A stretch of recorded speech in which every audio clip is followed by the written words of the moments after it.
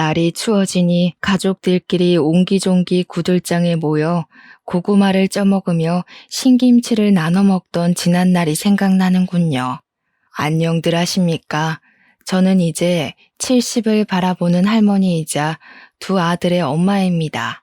언제 이렇게 자글자글하니 주름이 생겼나 싶어 손을 내려보다 문득 제 이야기를 한번 풀어보려 이렇게 사연을 올려봅니다. 배움이 짧은 탓에 이야기가 두서없이 흘러가더라도 이해해 주시면 감사하겠습니다. 저는 고작 19살의 나이에 동네 오라버니와 연애를 하다가 덜컥 임신을 하게 되어 20살이 되자마자 누릴 것 누리지 못하고 아이를 낳아 시집을 오게 되었습니다.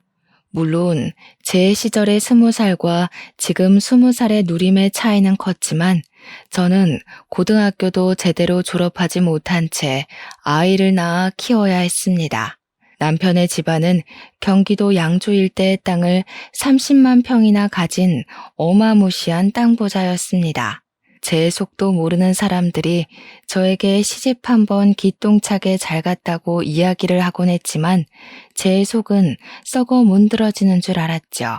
시댁이 정말 부잣집은 맞았습니다. 땅의 대부분이 농경지라 임대를 해주었고 농작물과 돈을 받았었더랬죠. 덕분에 배를 골아본 적은 없었던 것 같습니다. 땅 자체의 크기가 어마어마했기에 들어오는 돈도 당연히 꽤 큰 돈이었거든요. 1년치의 임대료를 연초에 받아 1년 내내 생활을 했는데 웬만한 사장님의 연봉보다 훨씬 더 많이 벌었다고 했어요. 그런 집안에서 우리 남편은 어려운 것 모르고 살아온 사람이었습니다. 거기다가 귀하디귀한 3대 독자였으니 시모가 발에 상처 날까 초등학생 시절까지 업고 다녔다고 하더라고요. 그런 남편이 어디서 굴러먹다 왔는지 모를 계집애 하나를 데려와 아이를 가졌다고 하니 제가 마음에 들었을 리가 있겠습니까? 고등학교도 졸업하지 못하고 학교를 다니던 와중에 임신을 해버려 자퇴를 해야 했고 대학은 당연히 아이를 키우느라 꿈도 꾸지 못했습니다. 거기다가 제가 똑똑하고 공부를 잘했던 편도 아니었기에 시모는 매일같이 제 면전 앞에서 욕을 해댔습니다.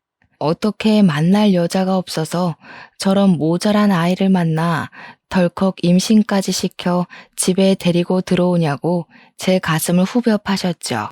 우리 시모 또한 어린 나이에 땅 부잣집 아들에게 시집 온 터라 저와 나이 차이도 얼마 나지 않았으니 더 못 살게 구셨습니다. 제가 첫 아이를 낳았을 때가 20살이었는데 그때 우리 시모의 나이가 고작 45살이었으니까요. 45에 할머니 된 게 억울하다 저를 꼬집으셨지만 제 첫 아이가 아들이었기에 출산 후에는 어느 정도 너그러워지기도 했습니다. 물론 예전만치 미워하지 않았다는 뜻이지 시집살이를 그만두었다는 이야기는 아닙니다. 요즘처럼 문명이 발달하고 기계가 모든 걸 해주는 세상이 아니다 보니 시집살이가 참으로 고되고 힘들었습니다. 한겨울에 우물가에 가서 꽝꽝 얼어붙은 물을 길러오라는 것부터 시작해서 빨래는 두드려야 살아난다고 하루 종일 방망이질을 하게 만들기도 하셨습니다. 일정하게 두드려야 옷이 쫙쫙 펴진다고 옆에서 뜨뜻한 둥글레차를 드시며 제가 방망이질하는 걸 1초도 놓치지 않고 살펴보셨죠. 그냥 괴롭히고 싶어서 안달이 난 사람처럼 구셨는데 얼마나 시간을 쪼개서 괴롭히셨으면 제가 낳은 아들마저 제대로 돌보지 못하게 하셨습니다. 제가 출산을 하고 모유가 말라 제대로 나오지 않았었거든요. 저에게 젖 하나 제대로 돌지 않는 계집애가 어디 어미랍시고 설치고 다니냐고 혼쭐을 내셨습니다. 아이에게 모유만큼 좋은 게 없다면서 옆 마을까지 아이를 안고 걸어가 젖 동량을 시키기도 했습니다.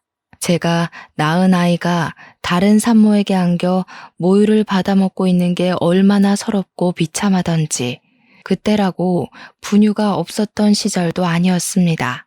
저는 연달아 아이를 임신하게 되었고 둘째를 연년생으로 출산하였는데 아들을 낳았습니다. 떡두꺼비 같은 아들 둘을 낳자 시모는 그제야 저를 며느리로 인정을 해주었습니다. 그전까지는 거의 집안에서 일하는 식모 수준이었는데 가족으로 인정은 해주신 거였죠. 그렇다고 저를 예뻐해 주셨다는 이야기는 아니고 그냥 밥 먹을 때 겸상 정도는 하게 해주신 수준이었습니다. 그전까지 저는 부엌에서 식구들의 밥을 챙긴 뒤 쭈그려 앉아 쌀밥에 김치를 얹어 먹는 수준으로 밥을 먹었거든요. 굶기지 않는 걸 고맙게 여기라며 시모는 항상 저에게 그 정도 처우가 딱 저에게 어울린다고 하셨었죠. 제가 이렇게 구박을 받는 동안 우리 남편은 어디서 뭐 했는지 궁금하시죠? 우리 남편은 말 그대로 백수한량이었습니다. 집안에 돈이 넘치니 일을 해야겠다는 생각이 전혀 없었고 출세에 대한 욕심 자체가 없었습니다. 시모는 남편에게 나중에 나 죽으면 이 땅이 전부 네 땅이 되는 거니 몸만 잘 챙기라고 토닥이셨습니다. 그런 남편은 항상 막걸리에 취해 있었고 바둑에 당구에 노름에 시댁에서 쥐어준 돈을 자식에게 쓸 생각은 하지 않고 저 노는데 다 쓰는 놈이었습니다. 연애를 할 당시 저는 학생이었기에 그런 놈팡이인 줄은 꿈에도 생각하지 못했죠. 저런 놈인 줄 알았으면 저도 진즉 피해 다니고 시집을 올 일도 없었을 겁니다. 그럼 이쯤에서 왜 이혼을 하지 않았는지 그것도 궁금하시겠네요. 저라고 이혼할 생각이 없었겠습니까? 하지만 아들 둘 전부 시모가 끼고 사는 마당에 제가 맨몸으로 쫓겨나서 어디서 뭘 해먹고 산단 말입니까? 내 배로 낳은 자식을 두고 어찌 이 집을 떠나 혼자 살 수 있겠습니까? 거기다가 저는 용기조차 없는 바보였습니다. 시댁을 나가게 되면 돈 한 푼 없이 저를 어디 받아주는 곳도 없을 텐데 중학교만 겨우 졸업한 주제에 무슨 일을 해먹고 살겠습니까? 그냥 이 집에서 죽었구나 살았구나 그 정도만 생각하면서 사는 게 속 편한 일이라고 생각한 거죠. 제가 젖동량을 해가면서 집에서는 시모 비위를 하나하나 맞춰가면서 하라는 거 다 하고 밭일 도와주면서 먹고 살 때 남편은 바깥으로 나돌았습니다. 집에 붙어 있어도 깜깜한 사람이었지만 매일같이 바람을 피우며 지내니 제 속이 더 타들어가는 듯 했습니다. 어느 날은 다방 여자와 연문이 터지고 어느 날은 호프집 여자와 사랑 싸움을 하고 어느 날은 이발소 여자를 만나더군요. 동네 사람들이 수군수군 하다가 결국 돌고 돌아 제 귀에 들어오는 날이면 정말 하염없이 울었습니다. 처음에는 연분이 난 여자들의 머리채를 쥐어뜯기도 하고 집에서 바가지를 긁기도 했습니다. 하지만 시간이 지나고 이런 일이 반복되니 나중에는 포기를 하게 되더군요. 여자가 하도 많으니까 남편이 누구를 어디서 뭘 어떻게 하며 만나는지 궁금하지도 않을 정도였습니다.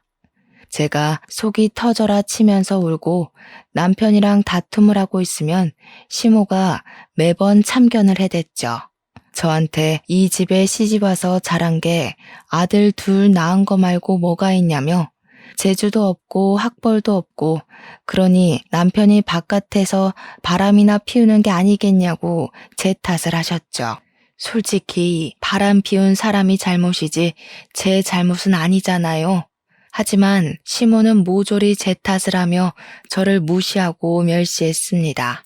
아무것도 모르는 우리 아들 둘을 데리고 도망을 칠까 숨어버릴까 고민하기를 3년. 결국 일이 터지고 말았습니다. 남편이 글쎄 이발소에서 일하던 여자랑 눈이 맞아 둘이 여행을 가다가 큰 사고를 당하고 만 것이었죠. 고속도로에서 일어난 추돌 사고로 이발소 여자는 그 자리에서 숨을 거뒀고 남편은 병원으로 이송 중에 하늘나라로 가게 된 것이었습니다. 그때 우리 아들들의 나이가 고작 7살, 6살이었습니다. 제 나이가 30도 되지 않아서 원치 않던 과부가 되고 만 것이었습니다. 장례식장에 찾아온 손님들이 저를 보고 얼마나 불쌍하게 생각하던지 가정에 관심이 전혀 없었던 남편이었지만 제 나름대로 의지하고 지냈던 부분이 있었는지 서글프더군요. 하지만 서글픈 마음과는 반대로 눈물은 전혀 나오지 않았습니다. 죽은 내연녀가 남편의 빈소 옆 호실에 자리하고 있었기 때문이었습니다. 죽어서까지도 나란히 누워 장례를 치르게 되었으니 그들은 행복했을지 모르겠지만 저는 속이 답답하고 죄어오는 것 같았습니다. 제 인생이 이리도 시궁창이구나 서글프구나 하면서 울지도 못하고 아무것도 모르는 아들들을 끌어안고 있었습니다. 하지만 우리 시모에게는 유일한 아들이었고 허망하게 가버린 것이 사무쳤나 봅니다. 모든 분노를 저에게 다 쏟아부었고 장례식장에서 일하는 사람들까지 모조리 우리 시모를 말려야만 했습니다. 저에게 남편 간수를 똑바로 하지 않아서 바람을 피우게 된 것이고 그래서 우리 아들이 죽은 거라고 다 제 탓이라고 저를 원망하셨습니다. 말로만 원망한 것이 아니라 주먹을 휘두르면서 저를 정말 쥐잡듯이 잡으셨어요. 남편이 불륜을 저지르다 죽은 것도 억울한데 모든 게 다 제 탓이라고 하니 얼마나 어이가 없었겠습니까? 장례식이 끝날 때까지 저는 눈물 한 방울도 흘리지 못하고 그 모든 원망을 감내해야 했습니다. 그런 제 속도 모르고 시모는 저에게 독한 년이라고 손가락질을 하셨습니다. 남편이 그리 떠나고 난 뒤 시댁에는 시모와 저 그리고 아들 둘만 남게 되었습니다. 이제 이 집과의 연줄도 여기서 끝이고 떠나야 하는구나 하고 생각을 하면서도 저는 망부석처럼 그 집을 떠나지 못했습니다. 시모는 제가 도망이라도 갈 것이라 생각을 했는지 제 아들 둘을 볼모로 잡고 저를 끝까지 붙들었습니다. 우리 시모가 땅 부자다 보니 재력이 어마어마하지 않았겠습니까? 저에게 어느 날은 그런 소리를 하시더라고요. 돈도 없이 내 손주들 데려다가 고생시키고 공부도 못 시키고 할 거면 손주들은 두고 몸만 나가라고요. 돈 없이 살 수 있는 세상이 아니니 돈 있는 자기 옆에 찰싹 붙어서 콩고물 떨어지기만 기다리며 살라고 딱 잘라 이야기를 했습니다. 그때 우리 시모의 나이가 고작 52이었습니다. 저는 시모의 그 말에 화가 나서 시집 온 이후 처음으로 시모에게 큰 소리를 내며 대들었습니다. 어머니께서 저를 이렇게나 못살게 굴고 한시라도 쉬는 꼴을 못 보겠다며 일을 시키는데 지금 콩고물 타령을 하세요? 제가 악에 받쳐서 고래고래 소리를 지르고 화를 내니 시모도 순간 놀라셨는지 숨을 헉 하고 들이키시더군요. 저 망하려니 하면서 손가락질을 하고 같이 소리를 지르셨습니다. 그때 7살 된 우리 아들이 시모의 소매자락을 쥐고는 우리 엄마 괴롭히지 말라며 엉엉 울었습니다. 할머니는 악마야, 우리 엄마를 괴롭히고 그래. 할머니 싫어, 미워 하면서 울자 시모는 충격을 받은 듯한 얼굴을 하셨죠.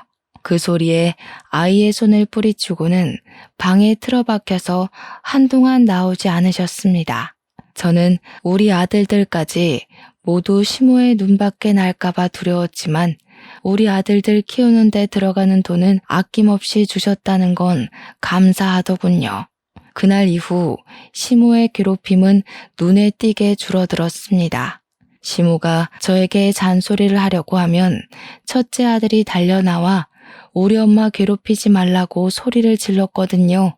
아들들이 한 해 두 해 나이를 먹고 커갈수록 시모가 저에게 행했던 일이 부당하다는 걸 알게 되었고 아들들은 참지 않았습니다.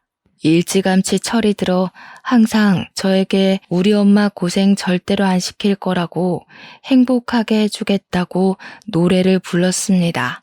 엄마가 평생 손에 물 안 묻히고 살 수 있게 성공할 거라고 둘 다 눈에 불을 켜고 코피를 쏟으며 공부를 했습니다. 사춘기 때도 저에게 반항 한 번 하지 않았고 시모가 트집을 잡을 때마다 악착같이 저를 지켜낸 두 아들이었습니다. 오죽하면 시모가 자기는 아들이 없어서 서러워 죽겠다고 울고불고 할 정도였습니다.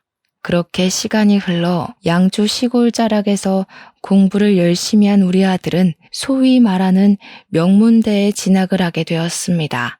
그것도 아주 우수한 성적으로 아들 둘 모두 법대에 진학을 했고요. 평생 오지 않을 것 같았던 군대를 가는 순간까지 맞이하게 되었죠.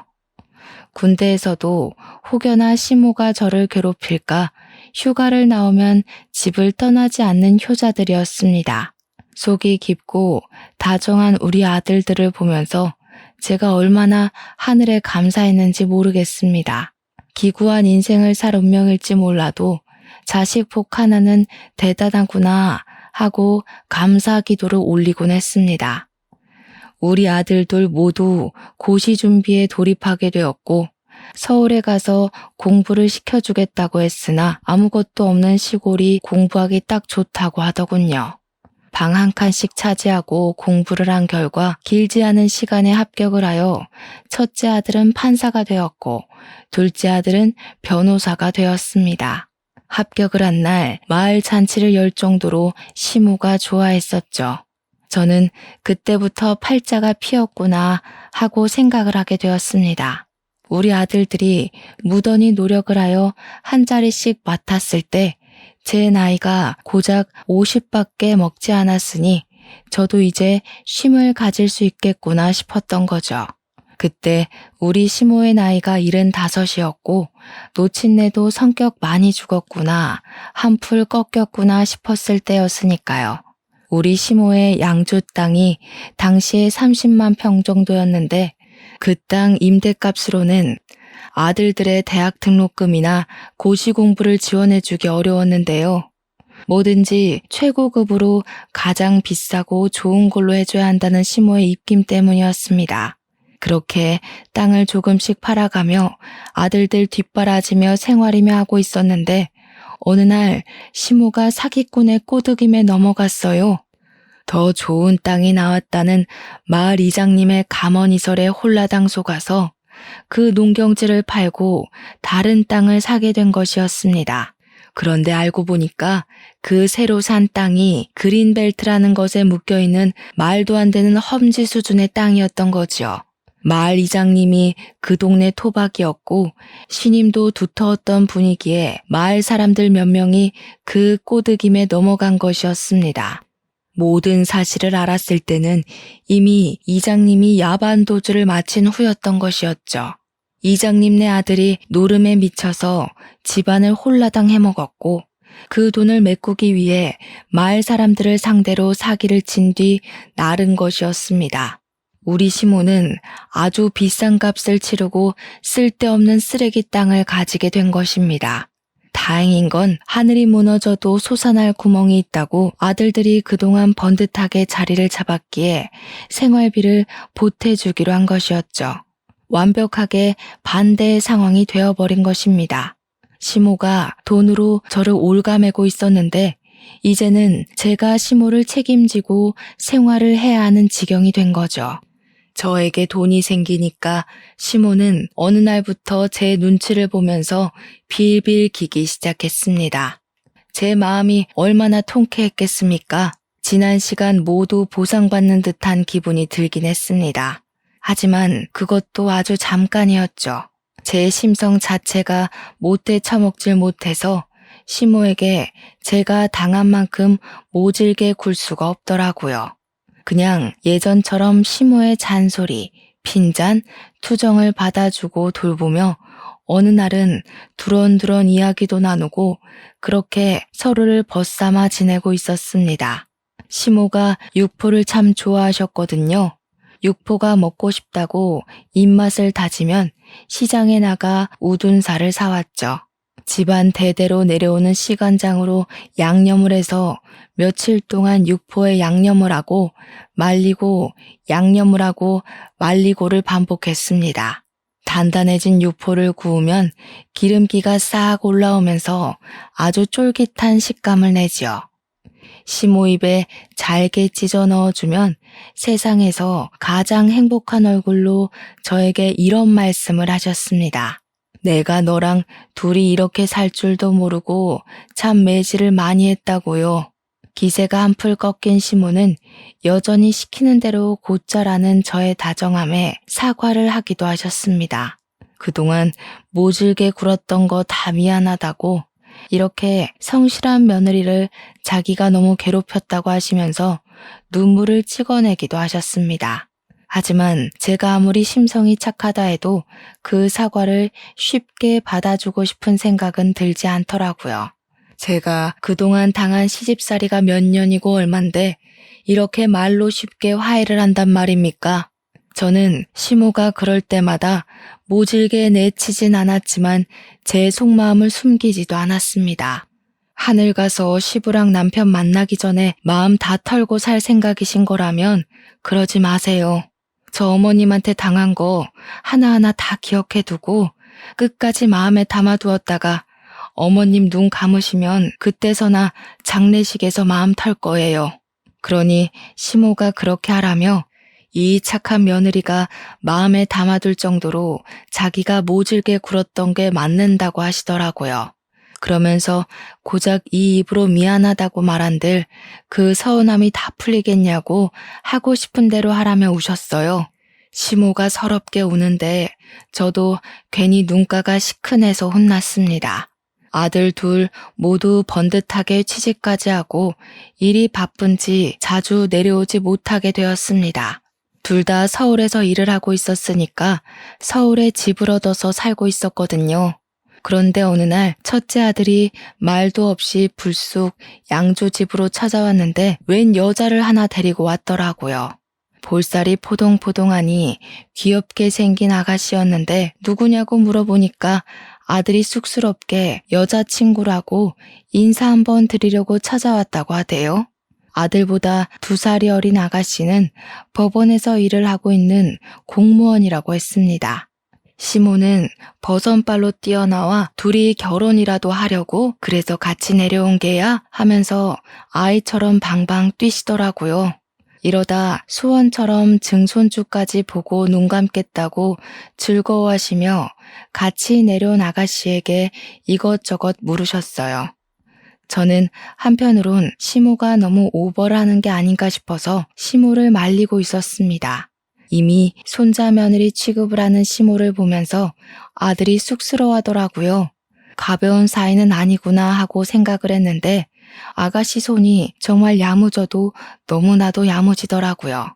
제가 손님으로 왔으니까 아가씨는 쉬고 있으라고 말리는데도 시골집에 온 것 자체가 너무 오랜만이라 집 구경도 하고 싶고 일손도 돕고 싶다고 하더군요. 그 아가씨의 외가가 깡총 시골에 있어서 이런 구들장이 있는 가옥 같은 데서 방학 시절을 보냈다고 자기한테는 이 시골집이라는 것 자체가 그리운 공간이라고 하더라고요. 말도 어쩜 그리 예쁘게 조곤조곤 하는지 마음에 쏙 들었습니다. 저랑 같이 솥밥을 좋아하는 시모를 위해 가마솥에다가 밥을 짓기도 하고 나물을 무치기도 하고 하는데 음식 솜씨까지 좋더군요. 너무 마음에 들어서 다음번에는 우리 며느리와 시어머니 사이로 봅시다 하고 보냈습니다. 그 뒤로도 따로 아가씨에게 먼저 연락이 와서는 좋은 고기가 있어서 시댁으로 고기를 보냈다고도 하고 어디 여행을 다녀오거나 좋다는 게 있으면 선물을 보내주기도 했습니다. 시골집이라 집안이 건조하다면서 가습기도 선물로 보내주었고요. 제가 오죽 신이 났으면 말입니다. 우리 작은 아들한테도 자랑을 했어요. 그러니 작은 아들이 형수를 만나본 적 있다고 하면서 사람 참 괜찮지 않냐고 하더라고요. 넉살 좋은 우리 작은 아들은 벌써 그 아가씨를 형수 하는 것 같았습니다. 변호사가 직업인 작은 아들은 법원에 갈 때 가끔 시간이 맞으면 첫째를 만나는데 법원 공무원으로 일하는 아가씨도 자주 본다는 것이었죠. 밥도 같이 몇 번 먹어봤는데 사람이 참 됨됨이가 되었다고 좋은 사람이라고 이야기를 하더라고요. 우리 첫째 아들 결혼 걱정은 한시름 났으니 너도 좋은 사람 데리고 오라며 이야기를 했습니다.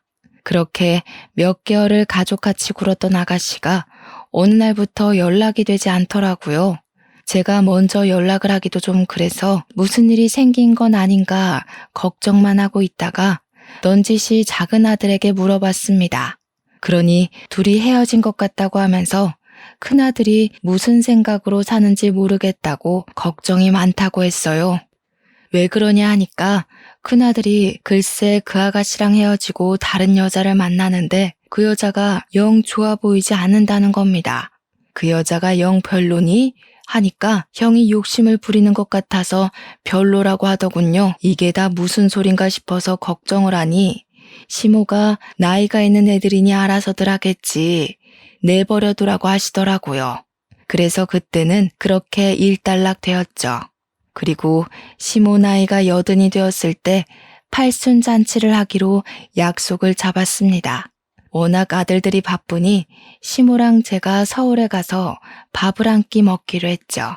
그런데 그날 상의도 없이 큰아들이 웬 아가씨를 또 데리고 왔는데 무척이나 세련된 아가씨였습니다. 딱 봐도 비싸 보이는 가방에 목에는 치렁치렁 목걸이들, 손에는 알이 큰 반지를 끼고 있었습니다. 제가 아가씨는 누구시냐고 물어보자 우리 큰아들의 여자친구라고 소개를 하면서 결혼 전에 인사를 드릴 겸 찾아왔다고 하더라고요. 갑자기 결혼이라고 하니 제가 말문이 막혀 큰아들을 바라보았죠. 그러니 큰아들이 지금 정치계 쪽에 오래 몸담고 있는 굵직한 의원의 딸이라고 소개를 하더라고요. 둘째는 모르쇠하며 시큰둥한 표정으로 가만히 앉아 있었고요. 그 아가씨는 우리 둘째에게 아는 척을 하며 살갑게 굴었지만 둘째는 네네 하면서 대답을 하는 둥 마는 둥 했습니다. 그렇게 어색한 공기가 흐르는 곳에서 식사가 시작되었습니다.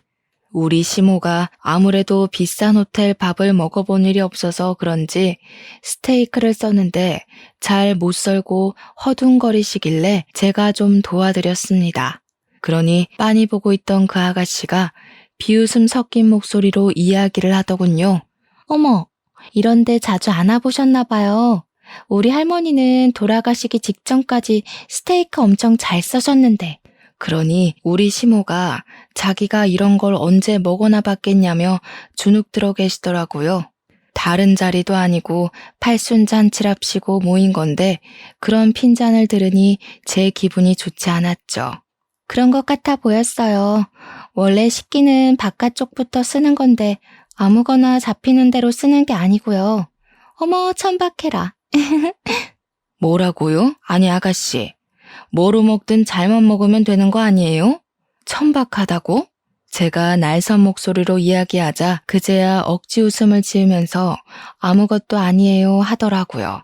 그날 집으로 돌아와서는 큰아들에게 그 아가씨랑 결혼을 할 거냐고 물어보면서 전에 만나던 아가씨는 어떻게 된 거냐고 했어요. 그러니 이미 헤어진 사람 이야기를 굳이 꺼내냐면서 지금 만나는 아가씨 집안이 대대로 정치인 집안이라고 이야기를 하더라고요. 그게 무슨 상관이냐고 너 직업도 판사인데 네 앞가림이나 잘하고 살라고 집에서 내조하는 여자가 최고 아니냐고 했죠. 그러니 아들이 저한테 뭐라고 하는 줄 아세요? 자기 와이프는 엄마처럼 살게 하지 않을 거라고 하는 겁니다. 머리를 한 대 맞은 듯한 기분이 들어서 저는 그냥 알겠다고 하고 전화를 끊어버렸습니다. 언제는 제 손에 물 한 방울 안 묻히게 호강시켜주겠다고 하더니 말이죠. 그러더니 정말 둘이 결혼을 하겠다고 저에게 통보를 했죠. 어떻게 상의도 없이 네 마음대로 결정할 수 있냐고 큰 아들에게 물어보니 저한테 그러대요. 벌써부터 간섭하는 거냐고. 자기 와이프한테 시집살이 시킬 생각도 하지 말라면서 자기도 함부로 대할 수 있는 집안이 아니라고 했어요. 그럼 뭐 우리 집은 함부로 해도 되는 거냐고 제가 소리를 높이니 가진 거 없는 집안에서 태어나 고생해서 이 자리까지 왔는데 엄마가 왜 참견이냐고 하더군요. 가진 게 없긴 왜 없습니까? 땅으로 사기 맞기 전까지 지한테 해준 게 얼마고 쏟아부은 돈이 얼만데 제가 씩씩거리고 있으니 시모가 손 휘 저으면서 둘이 좋다는데 하고 싶은 대로 살게 내버려 두라며 우리는 우리끼리 알아서 살자고 하시대요. 저한테 시집살이 시키며 참견할 땐 언제고. 제가 어머님 하니까 애들이 좋다잖아 내버려 둬 하시더라고요. 아들한테 잔소리도 못하냐고 하니까 저한테 너도 나중에 장례식까지 가서 원 안 사고 싶지 않으면 가만히 있으라대요. 제가 예전에 했던 말을 기억하시고 이야기하시는데 저한텐 그리 모질게 굴었으면서 손자 며느리한테는 꼼짝도 못하더라고요. 마음대로 하라고 아들에게 말할 수밖에 없었죠. 결혼식도 둘이 알아서 다 정한 다음에 저한테는 통보를 하더라고요. 그래서 제가 아들한테 상견례도 없이 뭐 하는 거냐 하니 상견례 자리를 해봐야 급이 맞지 않아서 쪽팔리기만 할 것 같대요. 고급스러운 음식 하나 제대로 먹을 줄 모르는 사람들이랑 가서 무슨 이야기를 하겠냐고 하대요. 처갓집에서 준 돈으로 식 올리고 사는 건데 돈 한 푼 보태준 거 없으니 참견하지 말라는 소리까지 하더라고요. 아무리 출세욕에 눈이 멀어도 그렇지 우리 첫째 아들이 왜 저렇게 변했나 이해가 안 가더라고요. 작은 아들한테 전화해서 하소연을 하니까 형이 아무래도 욕심에 눈이 먼 것 같다고 판사직도 그만둔다고 하대요. 정치인 사위 된다고 정치판에 끼어들 거라고 말하고 다닌다며 이미 법원에도 소문 쫙 났다고요. 영향력 있는 정치인 장인이 사위를 밀어주겠다고 공공연하게 이야기를 하고 다닌다고 했습니다. 원래 만나던 여자랑 헤어진 것도 지금 형수가 큰아들한테 반해서 정치인 시켜주겠다고 꼬셔서 넘어간 거라고 했죠. 제 큰아들이 그런 놈이었다는 게 참 믿기지도 않고 어이도 없었죠. 시모는 모든 이야기를 다 듣고도 아무 소리 안 하더라고요. 아무튼 우리 큰아들 나이 36살에 결혼을 하게 되었습니다. 시모는 81살의 나이에도 결혼식에 참석해서 정정함을 내보였는데 제가 손님들 맞이하는 사이에 화장실을 가셨다가 크게 넘어지셨어요. 뼈가 부러지거나 하진 않았는데 엉덩이에 시퍼렇게 멍이 들 정도로 크게 넘어지신 거죠. 제가 놀란 와중에 어떤 아가씨가 시모를 부축해서 오더니 이리저리 살피더라고요. 시모가 말하길 크게 넘어져서 움직이지도 못하고 있는 걸 이 아가씨가 도와줬다고 하길래 고맙다고 인사를 드리는데 우리 작은 아들이 오더라고요. 이미 벌써 인사했어? 하면서 살갑게 굴길래 뭐지? 하는 사이 자기 여자친구라고 소개를 시켜주었습니다. 같은 로펌에 다니고 있는 변호사라고 하면서 인사를 하는데 예쁘장하게 생겨서는 꼼꼼하게 우리 시모를 살피더라고요. 큰며느리랑 큰아들은 처가댁 손님들한테 인사한답시고 우리는 쳐다보지도 않고 있는데 말이죠. 저는 며느리가 생기면 절대로 시집살이를 시키지 않겠다고 예전부터 마음을 먹고 있었습니다. 아무래도 당한 게 있으니 그런 생각을 하게 된 것인데 아예 그럴 기회조차 없을 줄은 몰랐습니다.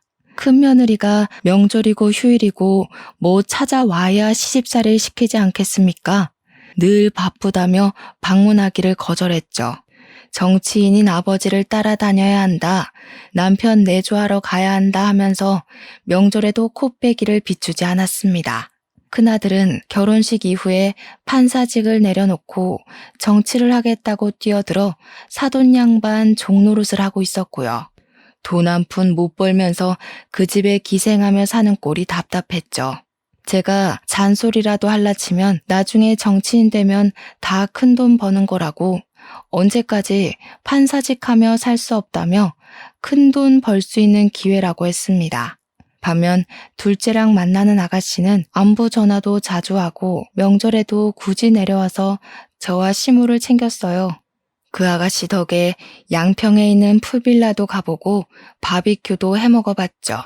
둘째 아들도 시간이 얼마 지나지 않아 결혼을 했고 첫째네와는 다른 모습을 보여주었습니다. 85세의 시모를 일일이 보살피고 챙겨주었습니다. 오죽 예뻤으면 우리 시모가 땅 때문에 얼마 남지 않은 돈을 막 쥐어주기도 했어요.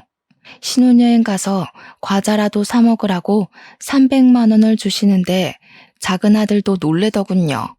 큰 며느리에게는 돈 10,000원도 쥐어주신 적이 없었으니까요. 아들 둘이 다 결혼을 하고 나니까 더 비교가 되더라고요.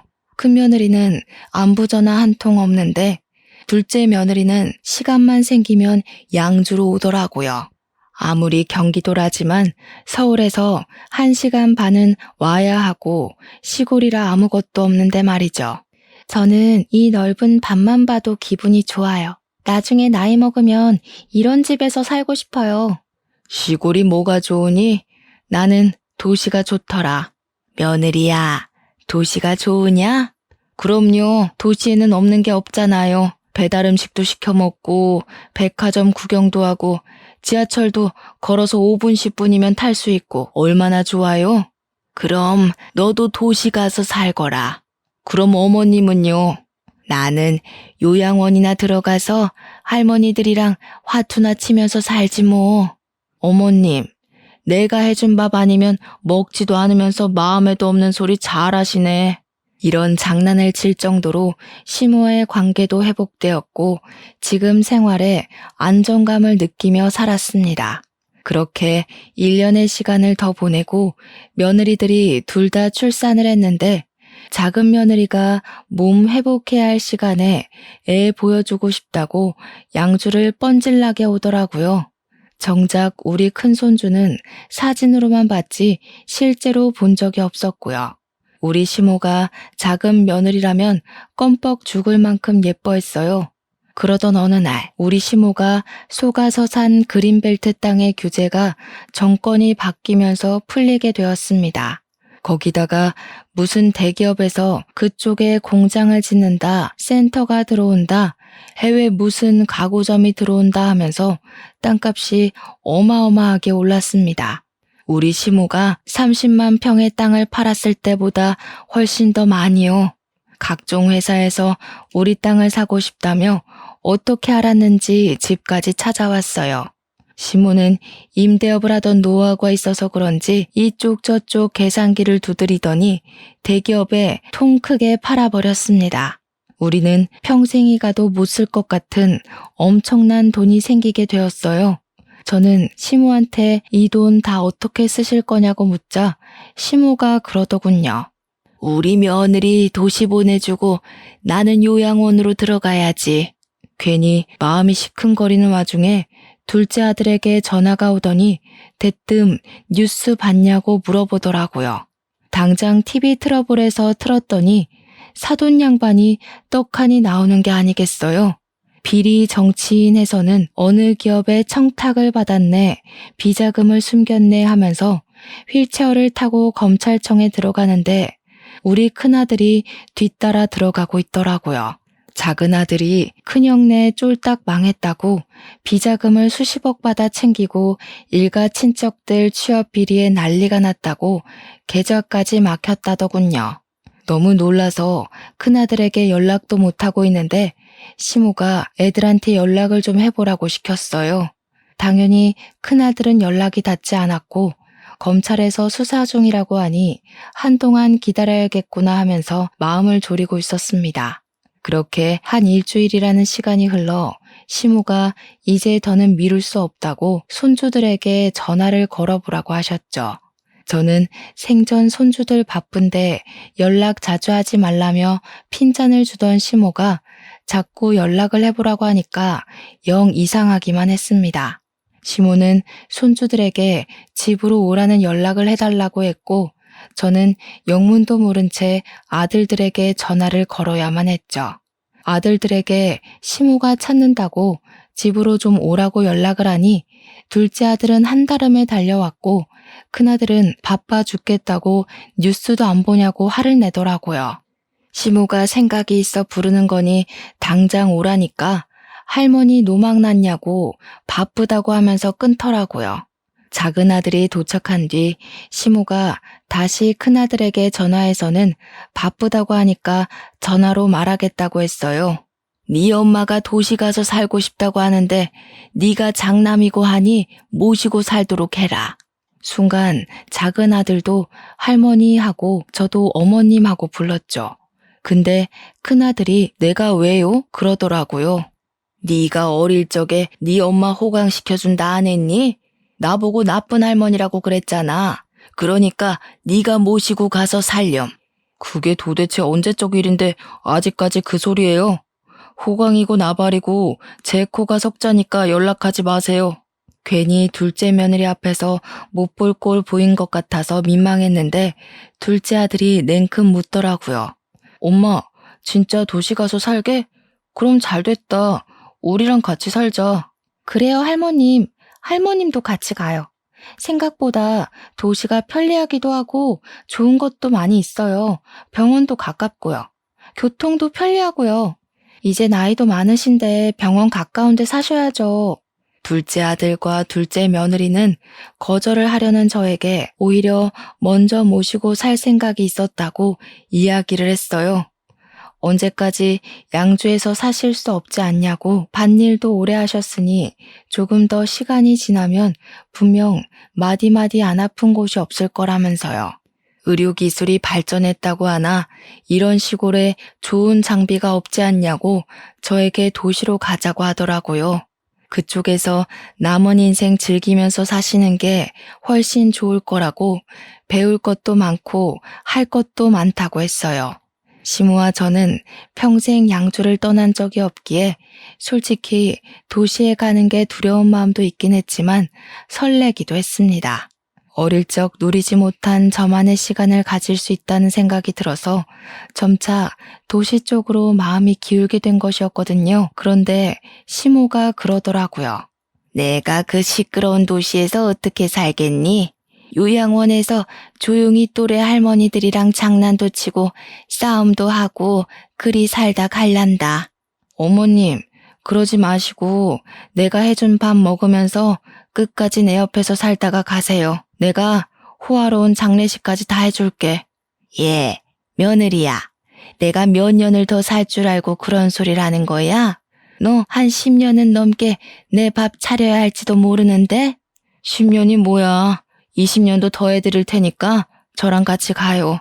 내가 19살에 시집와서 이 나이 먹을 때까지 남편보다 어머님이랑 보낸 시간이 훨씬 많아. 우리 부모님이랑 보낸 시간보다 어머님이랑 지낸 시간이 더 많다고요. 그런데 어떻게 어머님만 요양원에 두고 나 혼자 도시를 가요? 싫어요. 같이 가요. 눈가가 시큰거려 소매로 꾹꾹 눌러내자 시모가 잠시 고민을 하더라고요. 그때 작은 아들이 시모에게 이야기를 했습니다. 할머니가 미운 날이 없었으면 거짓말이죠. 그래도 지금 두 분이 친구처럼 잘 지내는 거 보니까 보기 좋아요. 돈 걱정은 마시고 어떻게든 입에 풀칠은 하지 않게 저희가 모시고 살 테니까 같이 가요. 집이야 대출 받아서 큰 집 하나 사려고 했었어요. 저희 변호사 부부잖아요. 증손주도 좀 키워주시고 하면 저희야 더 감사하고요. 그러니 시모가 작은 아들에게 통장을 하나 틱 던지더라고요. 저야 그 통장이 어떤 통장인지 잔액이 얼마인지 알고 있었지만 전혀 사정을 모르던 작은 아들은 통장을 보고 입을 떡 벌렸습니다. 그거 그 뭐냐? 암튼 땅 판 돈이다. 평생 먹고 살아도 남을 돈이니까 대출 받지 말고 네 어미랑 나랑 너네 가족 해서 살 수 있는 큰 집 하나 사라. 몇십억을 줘도 되고 그 돈 다 써도 되니까 네 애미 도시 생활 제대로 느낄 수 있는 집으로다가 사. 그 말에 결국 꾹꾹 참았던 눈물을 흘리고 말았습니다. 별거로 다운다고 핀잔을 주던 시모도 결국 고생했다며 눈물을 흘리시더라고요. 우리 한평생이 담긴 양주집은 결국 처분을 했고 작은 아들이 2달 뒤에 방이 6개나 딸린 펜트하우스를 구매했다며 보여주었습니다.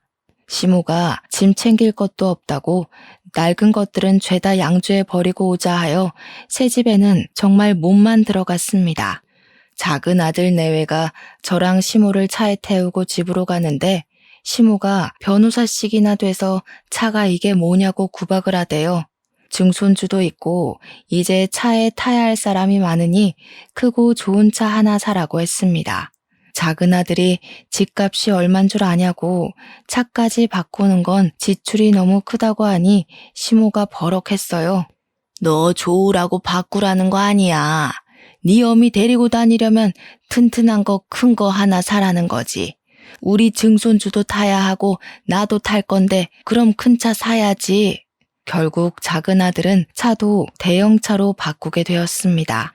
그렇게 저와 시모는 작은 아들 내외랑 살면서 도시 생활을 만끽하고 있었어요. 큰아들이 시모의 땅값 소식을 듣고 집에 찾아와 소란을 한번 일으켰죠. 시모가 아주 딱 잘라서 너 같은 손주 없다고 누군지 모르겠으니 집에서 나가라고 축객령을 내리더군요. 큰아들이 유산 분배 소송을 걸겠네 어쨌네 난리가 났는데 시모는 기가 막혀 하더라고요. 내 돈 내가 쓰는데 네가 뭔 참견이냐고. 내가 너 보고 네 엄마 모시고 살라 하지 않았니? 거절할 땐 언제고 하면서 혀를 끌끌 차는데 속 시원하더라고요. 변호사인 작은 아들 부부가 문제될 것 없으니 걱정 말라 해서 안심하고 있었고요. 결국 사돈 양반은 법의 심판을 받게 되어 수감이 되었고 정치인하겠다고 뒷공무니를 쫓던 큰아들은 낙동강 오리알 신세가 됐죠. 우리 시모는 통 크게 돈 팍팍 쓰면서 제가 하고 싶은 거 갖고 싶은 거 모조리 다 해주시다가 2달 전에 돌아가셨습니다.